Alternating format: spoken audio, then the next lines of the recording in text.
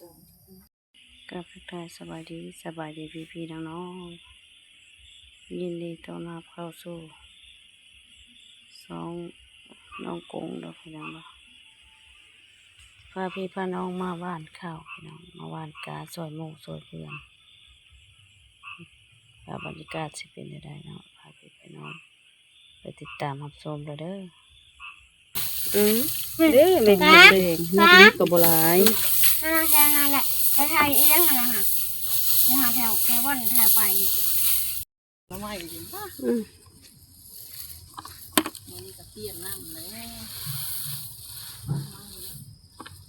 แม่ก็ตัดเตี้ยกับปีกินละพ่อคนนี้ฉันที่บ้านเรานึ่งข้างห้างบ้านอยู่วังใดสาวนึงช่วงนั้นพูละข้างเบื้องร้านนั้นพูละ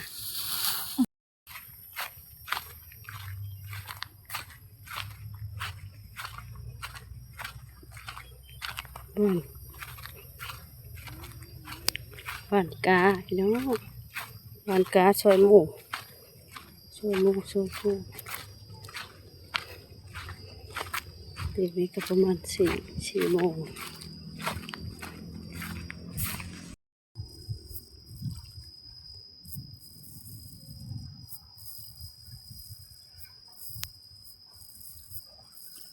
บ้านที่ได้กานะ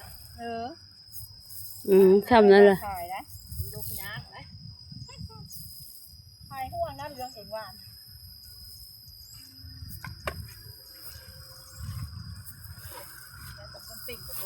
ทำนั่นแหละแต่เก้าเขามาตั้มมือเสานี่เมื่อยบอกว่าถ่ายไปเลยดีกว่านี่เมื่อยบอกน้ำมันบกมีเด็ดเนาะ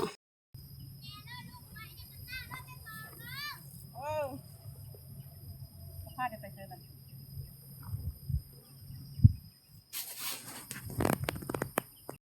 ภายหลังว่านการเรียบร้อยเฮาค่ะพาพี่พาน้องเข้าป่าหาหน่อไม้เพื่อไว้กินแรงมื้อนี้ก็เข้าป่าสิได้บ่หน่อไม้เนาะไปเด้อไปเบิ่งนำกันเด้อเขาหาเช้านี้บ่เป็นตาจะบอกบ่แม่นบ่ไปบ่อนไม้เฮ็ดหลายเลยเฮ็ดยุงเนาะเขากำไผ่ก็มาคุดอยู่แถวนี่แหละเจ๊บ่อนเพิ่นคุดก็ห้อยคุดความหลายมันเป็นละไผ่ก็หาแต่บ่อนมันเป็นนี่ล่ะ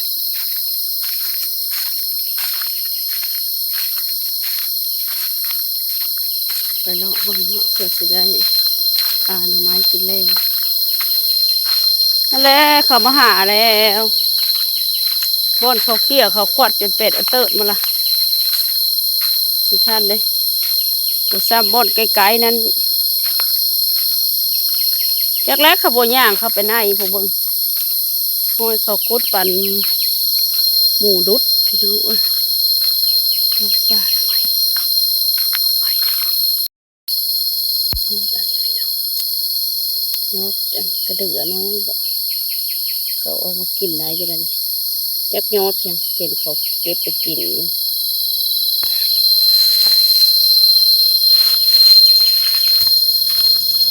เขี่ยบังเนาะไปน้องเอ้ยฝนตกใส่มันคือไม่กระแหงเติบ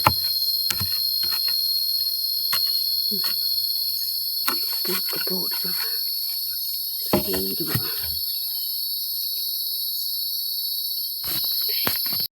่อไม้เขาฟุดเขาเกี่ยพี่น้องได้หน่อไม้ธรรมดาเนี่ยแหละได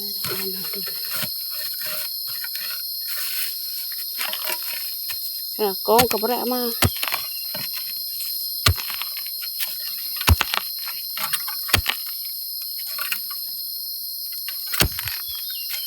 เสียมเข้าเนาะ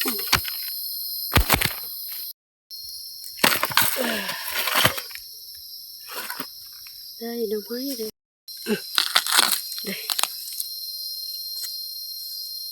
แม่เน่ามันไม้ซับเอาไปน้องส่งยอดเขาหาจนหมดแล้วน้องเด็กน้องโดนก็ได้เตะ พอต้มแดงแล้วเด้อพี่น้องเนาะกลับก่อนลงมาร่ำรวยเห็นปังๆ